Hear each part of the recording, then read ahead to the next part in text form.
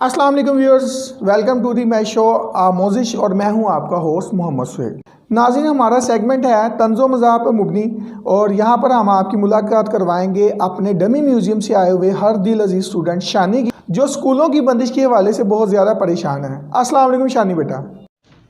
जब तक सूरज चांद रहेगा शफकत अंकल का नाम रहेगा। जब तक सूरज चांद रहेगा शफकत अंकल का नाम रहेगा। बेटा आप क्या कह रहे हो? ये आप तो कह रहे थे कि मैं तो बहुत परेशान हूँ और अब आप नारे मारते फिरते हो, इसकी क्या वजह है?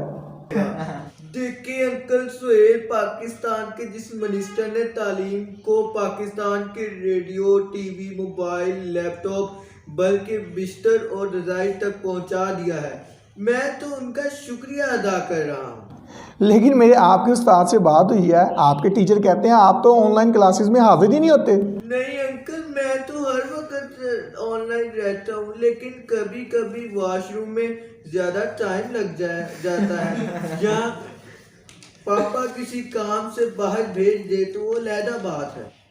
नहीं अंकल, ये झूठ बोल रहा है।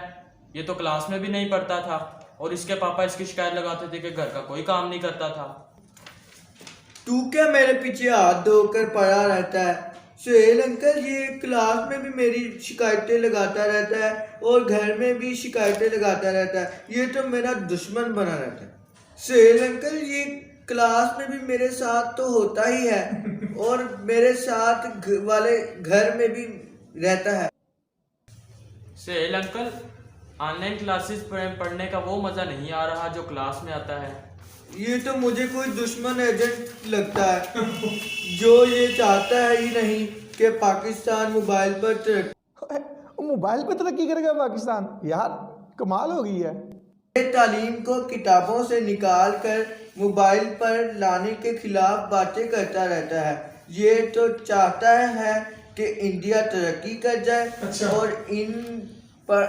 और हम अनपढ़ के अनपढ़ ही रहें। नाज़रीन, यहाँ पर लेते हैं एक छोटा सा ब्रेक, मिलते हैं एक ब्रेक के बाद। अस्सलाम वालेकुम viewers, welcome to the my show आमोजिश और मैं हूँ आपका host Mohammed Suhail. Welcome back नाज़रीन, हमारा सेगमेंट है दुनिया साइंस, जिसमें हम दुनिया में होने वाली साइंस और टेक्नोलॉजी के मैदान में अहम पेश रफ्त से आपको आगाह करेंगे। इस सिलसिले की पहली कड़ी आज है, जिसमें हम एक खलाई मिशन का जिक्र करेंगे। इस खलाई मिशन में एक सेटेलाइट है जो फ़िज़ा में छोड़ी जा रही है और इसका नाम है सेंटिनल-6 माइकल फ्रीलिक। 21 नवंबर को दिन तकरीबन 12 बजे इस सेटेलाइट को कैलिफोर्निया के एयरफोर्स एयरबेस वैनबर्ग से फ़िज़ा में छोड़ा गया और ये कामयाबी से अपने मदार में जाकर अपना काम करने लग गई। नाज़रीन कराम, इस सेटेलाइट को स्पेस में भेजने का मकसद मौसमियाती तब्दीलियों यानी क्लाइमेट चेंज की वजह से हमारे समंदरों की सतह में होने वाली तब्दीलियों का जायज़ा लेना है और इसका एक मकसद ये भी है कि पानी के जो ज़खायर ज़मीन पर मौजूद हैं उनका भी जायज़ा लिया जा सके। ये खलाई मिशन यूएस और यूरोप की खलाई कंपनीज़ नासा और ईएस का एक तारीखी और मुश्तरका मिशन है। इस सेटेलाइट की एक ख़ास बात यह भी है कि इसको अर्थ वेब बेस ऐप की मदद से रियल टाइम देखा जा सकता है। ये सेटेलाइट इस वक्त एग्जैक्टली अपने ऑर्बिट में ज़मीन के बाहर कहाँ पर मौजूद है। क्या था जी, ये सेटेलाइट चांद से टकरा तो नहीं जाएगा? नहीं बेटा, ये सेटेलाइट चांद से बिल्कुल भी नहीं टकराएगी, क्योंकि ये सिर्फ ज़मीन से 1336 किलोमीटर के एल्टीट्यूड पर मौजूद है, जबकि चांद के मदार का हम अगर जायज़ा लें तो ये ज़मीन के गिर्द एक ओवल ऑर्बिट बनाता है। जब चांद ज़मीन से ज़्यादा करीब आता है तो ये ज़मीन से 3,63,104 किलोमीटर के फासले पर मौजूद होता है, जबकि दूर होने की सूरत में चांद ज़मीन से 4,05,696 किलोमीटर के फासले पर मौजूद होता है। तो इस सेटेलाइट का चांद से टकराने का दूर दूर तक कोई भी चांस ही नहीं है। सर, मैंने सुना है कि चांद पे लोग घर भी बना रहे हैं। नहीं, ऐसा नहीं है कि लोग चांद पे घर बना रहे हैं, बल्कि नासा ने अपना एक खलाई मिशन स्टार्ट कर रखा है जो तकरीबन 1 से 1.5 साल पुराना है, जिसका स्लोगो ही ये है, we are going to moon by 2024। मतलब कि नासा ने या लूनर साइंस सोसाइटी का अगर जिक्र किया जाए तो इन्होंने काफ़ी अरसे से चांद पर जो है वो प्लॉट सेल करने शुरू कर दिए थे, लेकिन 2024 से बाकायदा कंस्ट्रक्शन होने जा रही है। घर बनाने या रिहायशी ब्लॉक्स की बात की जाए तो ये भी अंडर कंस्ट्रक्शन होंगे, लेकिन मेरा ज़ाती ख्याल ये है कि वहाँ पर लैब्स होंगी और रहायश से ज़्यादा जो तरजीह होगी वो लेबॉर्ट्रीज़ को दी जाएगी। सर मैंने सुना है कि शाहरुख खान ने चांद पर प्लॉट्स ली हैं। शाहरुख खान ने चांद पर ज़मीन नहीं ली बल्कि उसको गिफ्ट मिली है, ठीक है। उसकी 2 फैंस हैं, ऑस्ट्रेलियन फैंस हैं, दोनों खातून हैं। उन्होंने ये ज़मीन का टुकड़ा शाहरुख को उसकी सालगिरह पर गिफ्ट किया है और शाहरुख ने अपने के इंटरव्यू में कहा है कि लूनर साइंस सोसाइटी की जानिब से उसको हर साल ओनरशिप सर्टिफिकेट्स भी मिलते हैं। शाहरुख से मुतासिर होकर सुशांत सिंह, जिनका हाल ही में इंतकाल हुआ है, उन्होंने भी चांद पर एक प्लाट ले रखा था। और आपके सुहेब अहमद, इस्लामाबाद का नौजवान, वायरल है आजकल सोशल मीडिया पे, और उसका भी ये दावा है कि उसने अपनी अहलिया के लिए शादी के तोहफे के तौर पर चांद पर एक प्लॉट लिया है और उसने उसको तोहफे में दे दिया है। इस सिलसिले में बहुत सारे लोग हैं दुनिया में, तबका अशराफिया है जिन्होंने चांद पर ज़मीन ले रखी है। इस सिलसिले में आपको एक लंबी फहरिस्त मिलती है। सर क्या चांद पर खेती बड़ी होगी? खेती बाड़ी का तो पता नहीं है, यकीनन खाने पीने का कोई ना कोई बंदोबस्त तो वो करके जाएंगे ना। आप जो है वो अल्टरनेट फूड पे जा सकते हैं, एलजी के पे ऊपर बहुत काम हो रहा है, लेकिन मेरा ज़ाती ख्याल ये है, जैसे मैंने पहले भी गुजारिश की है, कि वहाँ पर लैब्स और एक्सपेरिमेंट्स जो है वो ज़्यादा जो है तरजीही बुनियादों पर होंगे। मकसद ये कि जो चांद की ग्रेविटी है वो ज़मीन की ग्रेविटी से 6 गुना कम है और बहुत सारे ऐसे मुश्किल और नामुमकिन तजुर्बात जो ज़मीन पर पॉसिबल ही नहीं है, या अगर पॉसिबल हैं तो बहुत ज़्यादा महंगे हैं, उनको चांद पर किया जाएगा। और साइंसी हलकों में ये ख्याल किया जा रहा है कि इससे साइंस और टेक्नोलॉजी की दुनिया में एक इनकलाब बर्पा हो जाएगा और हमें अल्लाह से ये उम्मीद करनी चाहिए कि जो भी हो वो बेहतरी के लिए हो। बाकी वल्लाहु आलम बिस्सवाब। नाज़रीन इकराम, यहाँ पर हम लेते हैं ब्रेक, मिलते हैं एक मुख्तसर से वक्फे के बाद। अस्सलाम वालेकुम viewers, welcome to the my show आमोजिश, और मैं हूँ आपका होस्ट मोहम्मद सुहेल। व्यूअर्स, हमारे साथ मौजूद हैं जनाब इकबाल साहब, जो कि दरस व तदरीस के शोबा से वाबस्ता हैं और तालीम के मैदान में इनकी खिदमात के 20 साल और इन खिदमात के नताइज इनकी महारत और काबिलियत का मुँह बोलता सबूत है। कैसे हैं इकबाल साहब? अस्सलाम वालेकुम रहमतुल्लाहि व बरकातुहू। वालेकुम अस्सलाम। सर, मैं आपसे ये जानना चाहूँगा कि हमारे तालीमी निज़ाम की ज़बून हाली की वजह क्या है? क्या इसकी ज़िम्मेदार हुकूमत है, हमारी वजारत तालीम है, या फिर हमारा निज़ाम तालीम है? बिस्मिल्लाहिर्रहमानिर्रहीम। देखिए सुहेल साहब, ये किसी भी बात का जो है मुद्दा किसी एक पार्टी पर डालना सरासर गलत होता है, क्योंकि मैं ये बात कहूँगा कि ये जो मामलात हैं एजुकेशन के हवाले से किसी भी मुल्क के बहुत ही संजीदा होते हैं, और इस मुल्क के हवाले से पाकिस्तान जो हमारा प्यारा मुल्क है, इसमें जो तलीमी हालात या जो तलीमी कमज़ोरियाँ हैं, इसकी हम तमाम तर ज़िम्मेदारी हुकूमत पर नहीं डाल सकते या मिनिस्ट्री ऑफ तालीम पर नहीं डाल सकते। इसके दूसरी तरफ हमें जो अहम किरदार के जो मुहर्रकात हैं असातिज़ा और तलबा को भी देखना पड़ेगा कि जो हमारे माशरे के असातिज़ा हैं वो अपने पेशे से कितने मुखलिस हैं, या वो अपने फ़नी पेशा वराना जो इस महारत से कितने आगाह हैं। दूसरी जानिब हमें जो हमारे मुआशरे में जो तलबा पाए जाते हैं, जो तालिब इल्म है, जो स्कूल आता है, कॉलेज यूनिवर्सिटी जाता है, तो क्या उसका मकसद तालीम हासिल करना होता है या सिर्फ़ और सिर्फ वो सैर व तफरीक के लिए जाता है? तो जब तक इन हम तीनों तरह से नहीं देखेंगे तो हम इसको कहीं भी किसी भी सूरत में इसको हम सही जज नहीं कर सकते। तो सर, क्या आप कहना चाहते हैं कि आज का नौजवान दरस व तदरीस से संजीदा नहीं है?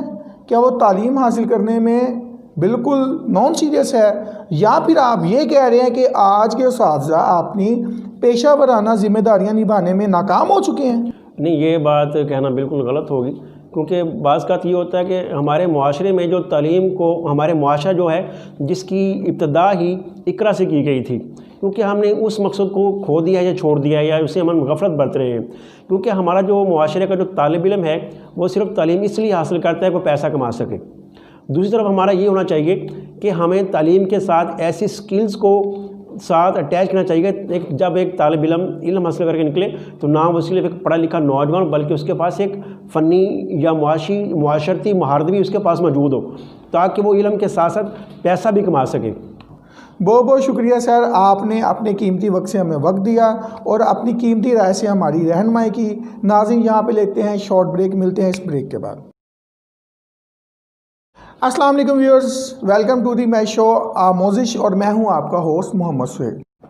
वेलकम बैक नाज़रीन, हमारा सेगमेंट में है साइंसदान, जिसमें हम बारी बारी मुस्लिम दुनिया के उन अजीम साइंसदानों का जिक्र करेंगे जिन्होंने ना सिर्फ साइंस के मैदान में अजीम खिदमात सर अंजाम दी बल्कि जदीद साइंस की बुनियाद रखने में भी एक अहम किरदार अदा किया।